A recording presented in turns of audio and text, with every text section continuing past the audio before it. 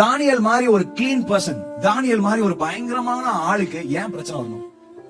ஏன்னா பிரச்சனை எங்கெங்கெல்லாம் வருதோ, எங்கெங்கெல்லாம் நீங்க தாழ்த்தப்படுறீங்களோ, எங்கெல்லாம் வனாந்தரமான எக்ஸ்பீரியன்ஸ் இருக்குதோ, எங்கெல்லாம் பள்ளத்தாக்கின் எக்ஸ்பீரியன்ஸ் இருக்குதோ, எது உங்களுக்கு காத்திருக்குன்னா ப்ரமோஷன் உங்களுக்கு காத்திருக்கு. இன்னைக்கு யாராவது ஐயோ என் குடும்பத்துல பள்ளத்தாக்கின் அனுபவத்துல இருக்கிறேனே, நான் தாழ்த்தப்பட்ட நிலைமையில என் பொருளாதாரம் இருக்குது, ஐயோ என் உறவினர்களுக்கு நடுவுல என் குடும்பம் மாத்திரம் கீழே இருக்குது, சொசைட்டில என் கம்பெனில என்னுடைய ஊழியத்துல எல்லா பகுதிகளிலும் நான் மட்டும் கீழே இருக்கிறேன்னு நினைச்சீங்கன்னா what is going to follow பாத்தீங்கன்னா promotion is going to follow.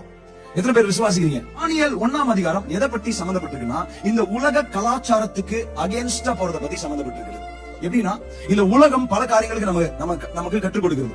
நம்ம வேலை செய்யற இடம் எல்லா இடமே கிறிஸ்டியன் ஆர்கனைசேஷன் கிடையாது. போற ஸ்கூல் வந்து sometimes it won't be a Christian organization. நீங்க போகிற இடம் எல்லாத்தையும் ஆண்டவரை பத்தி பாடுற பாட்டு நீங்க கேள்விப்பட மாட்டீங்க. வித்தியாசமான சூழலுக்குள்ள நீங்க போவீங்க.